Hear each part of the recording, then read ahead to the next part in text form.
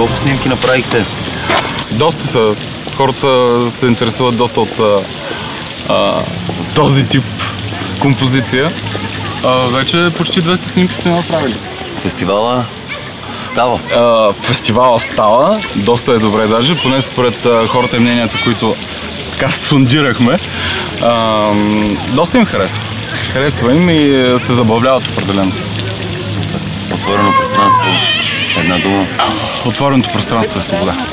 Здравейте, ние сме Фартер, театър на огъня и сенките. Занимаваме се с огнено шоу на кокили, с уличен театър вече от повече от 5 години.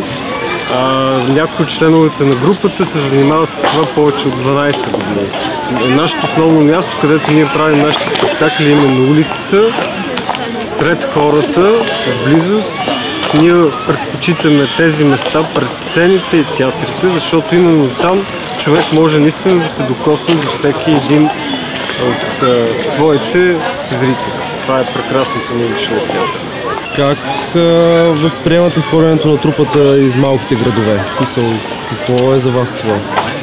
Значи, наистина е невероятно възможността, че може да пътуваме постоянно, било то в България, било то и в чужбина, защото всъщност така ти можеш да се докоснеш до хората в различни части, както на света, така и в страната.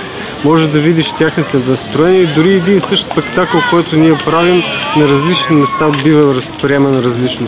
В по-малките градове хората са по-отзивчиви, по-усмихнати и по-щастливи. И за нас е огромно удоволствие, когато отиваме на такива места, защото там наистина ние усещаме една топлина и в усмивките, и в лицата, и в очите на хората, и наистина прекрасно. А отворени пространства с една дума за тебе? Отворени пространства всъщност са неограничени възможности. Неограничени възможности за артистите, за акробатите и въобще за всички участници, та дори и за зрителите, защото те стават част именно от едно отворено пространство.